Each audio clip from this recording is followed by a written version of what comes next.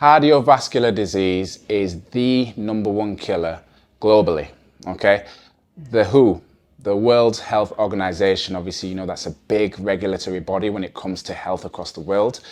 I think the research that they've shown over the years kind of indicates that I think it's about 18 million people die per year from cardiovascular disease, okay?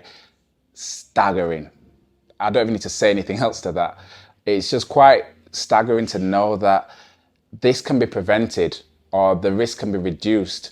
And one of the main things you can do to overcome that and to not be a part of that statistic is to focus on your lifestyle, focus on your healthy lifestyle changes that you can make to become a more active person. Okay, so being in the gym, ticking the boxes of your workouts, not just for aesthetics or for strength, but for your health, for longevity of life, for quality of life.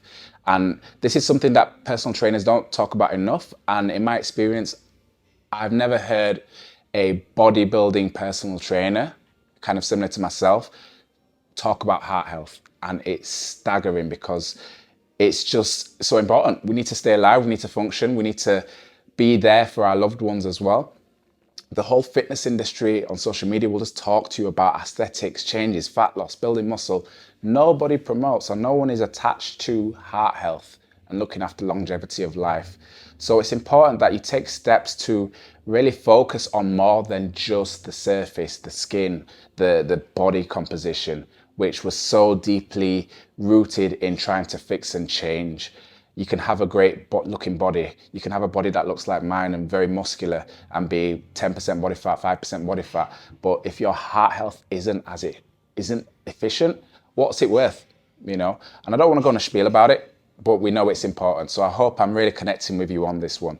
So you can take daily steps with improving your heart health, your blood pressure, cholesterol, all these things, obesity to be reduced, all these statistics, all these illnesses and diseases that come in, we can prevent them from exercise, with exercise, with being in the gym multiple times a week and being in a good routine, with getting your steps in. I will say steps, steps, steps.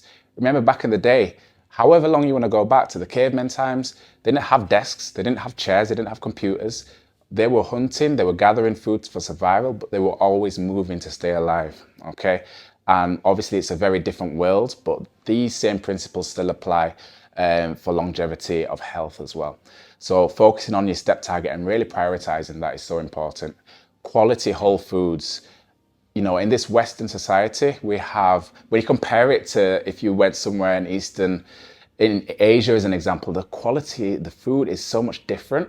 There's a lot of white fish, there's a lot more vegetables, there's a lot more quality fats. Whereas in Western culture, burgers, chips, steaks, all this sort of stuff is the good food we have as comfort food, which is great psychologically for relief and to help you have that feel good factor. But we want to make sure we're still consuming quality whole foods through quality leafy vegetables, fruits.